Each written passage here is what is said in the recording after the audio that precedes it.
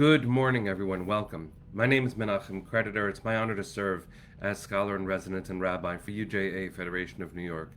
We bring you Torah and music, blessing, and community every weekday. We've been doing so since March 18th, 2020. Today it is Wednesday, December 24th, 2025. That's almost 6 years of Torah every single day, finding each other from every corner of the world to learn Torah and say good morning to each other. Good morning, Arlene. Hi, Jonathan. Hi, Tracy Ann. John, Anava, Joyce, good to see you. Penny, thank you for the reminder. It is broadcast 1454.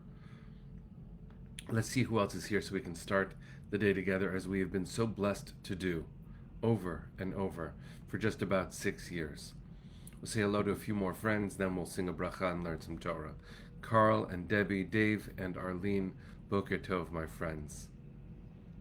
Boker Tov, back to you, 9 o'clockers. Cecile and Diane, Linda, good morning. Good morning, good morning.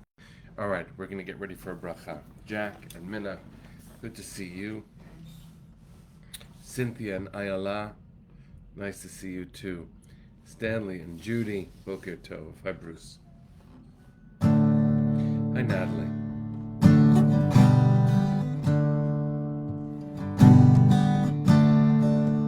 Hi, Sunday. Nice to see you. Hi, Patricia. Megan, nice to see you. La la la la la. Hi, la la la. Did ya la la la la. Ay la la la.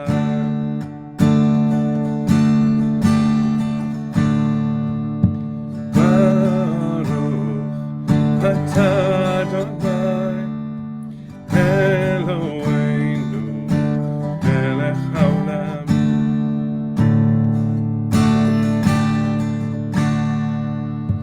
Asher kiddushanu b'mitzvotav v'tzivanu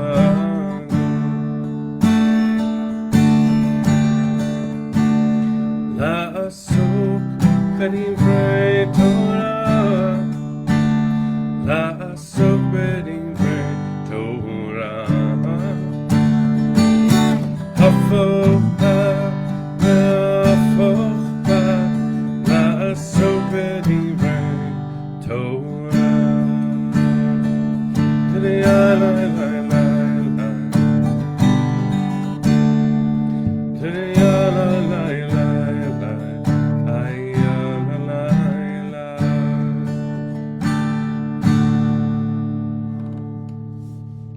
Good morning, everyone. So beautiful to be with all of you on this, our 1454th broadcast.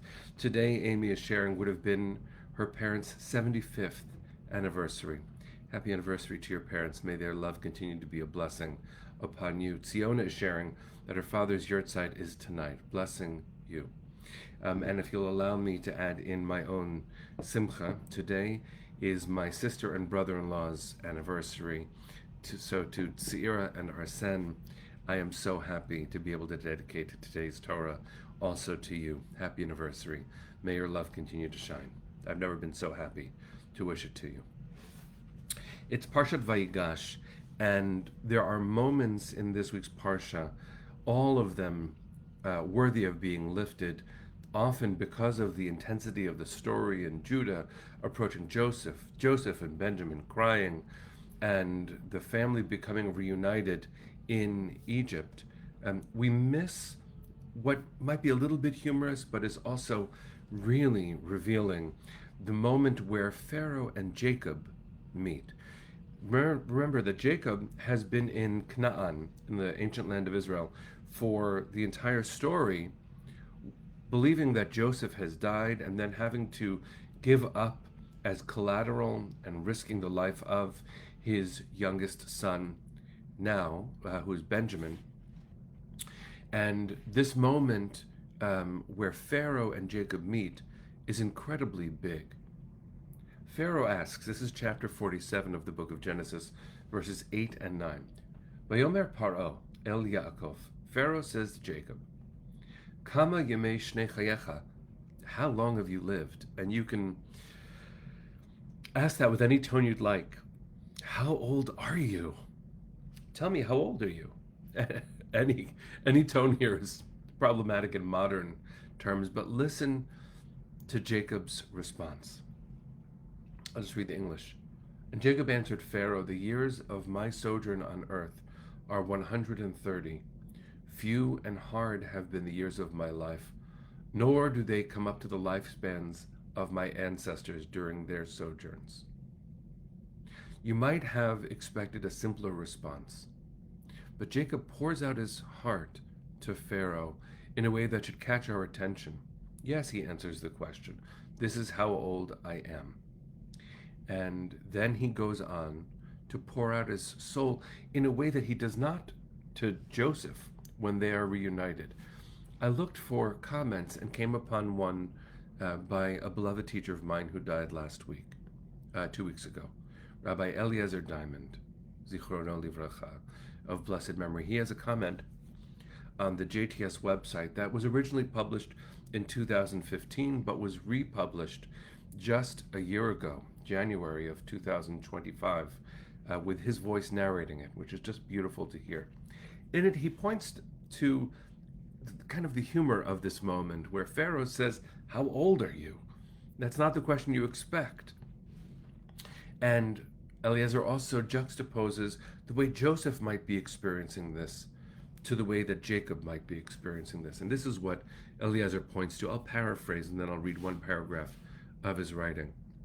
He says, for Joseph, this is the culmination of the best moments of his life.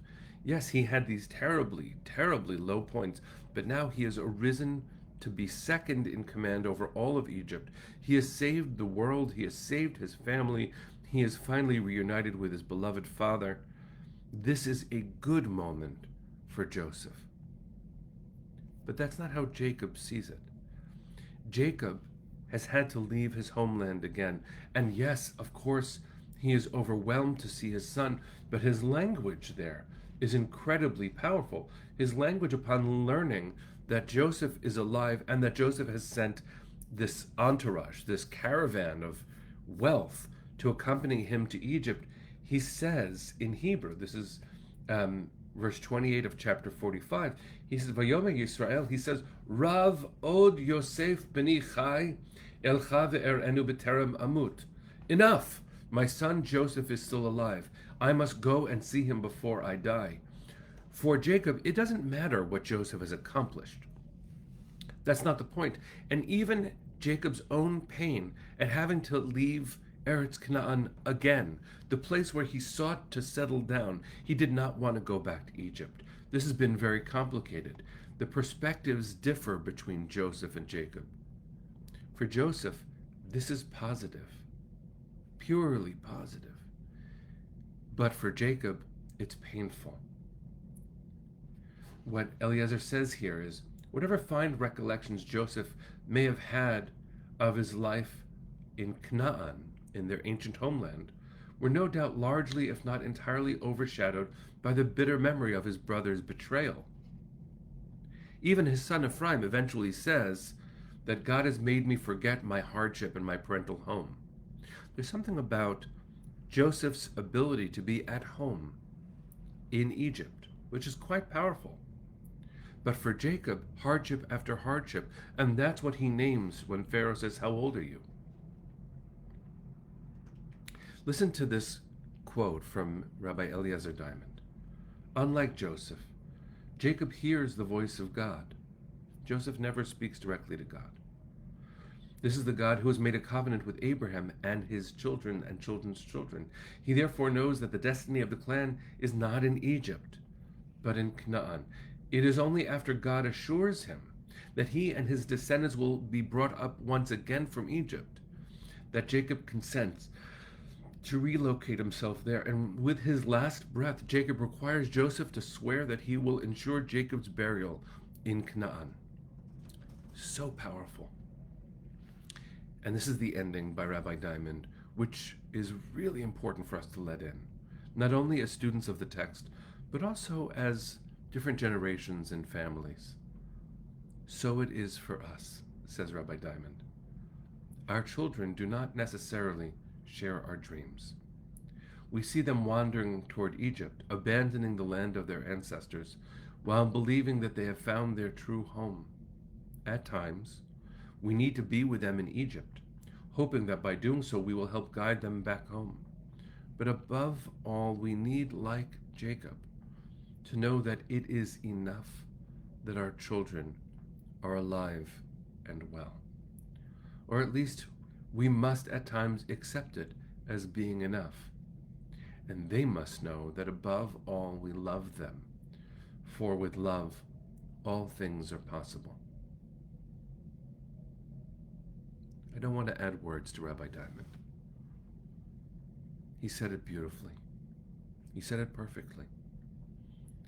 I encourage you, friends, to look up the beautiful teachings of Rabbi Eliezer Diamond of blessed memory, and to look deep within for where this interaction between Pharaoh and Jacob might reveal something within each of us. Our children are not us. We are not our children.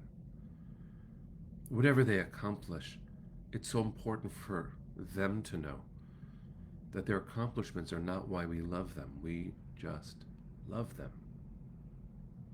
It is also important for us to know that what we have come to understand by having lived longer, having a bigger historical consciousness, and having studied the history of, speaking within the Jewish community, dislocation upon dislocation, to understand the necessity of home.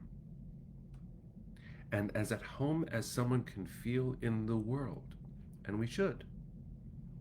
The value of home is when we come to appreciate more and more the longer we live.